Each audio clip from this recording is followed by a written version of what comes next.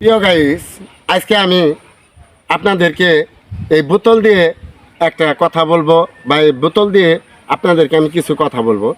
যেমন এটা একটা 7 আপ, এটা একটা 7 আপের বোতল। এটা 7 আপ আছে, এখানে কিন্তু 7 আপ আছে।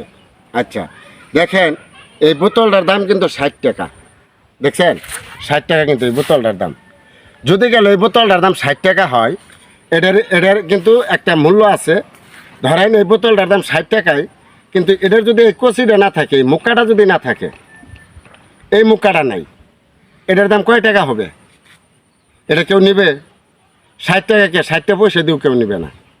আর যদি এটার এই মুখটা যদি থাকে, এই মুখটা যদি এই বোতলের মধ্যে লাগানি থাকে, তাহলে এটার দাম 60 টাকায়।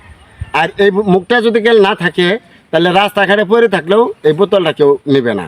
আর অথবা 7 আপ নাই, ধরেন 7 আপ ফেলাই দিছে, এই বোতলটা কিন্তু পড়ে আছে, এটা মুখটা যদি থাকে, এই মুখটা মনে করেন থাকলেও এটা রাস্তার মধ্যে যদি পড়েও থাকে, তবু একজনে এই বোতলটা নেবে, নিয়ে হয়তো সে দুধ তুলবে বা তেল থুবে, যে কোনো একটা জিনিস থুবে।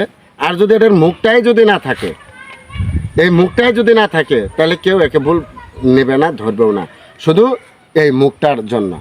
দেখেন, যদি গেলে এই মুখটা ছোট হয়, কিন্তু এটার একটা দাম আছে, এটার একটা মূল্য আছে। এটা যতই বড় বোতল হোক না কেন, কিন্তু এর কোনো দাম নাই, শুধু দাম হলো এই মুখটার জন্য। তাহলে প্রিয় গাইস, দেখেন, বোতলটা যতই বড় হোক, কিন্তু জিনিসটা ছোট, এই মুখটা কিন্তু ছোট। এই মুখটার জন্য এই বড় বোতলটার কিন্তু মূল্য। আর মুখটা যদি না থাকে, দেখেন এটার কোনো মূল্য নাই, এটা কেউ ধরবেও না, কেউ বোলাবেও না।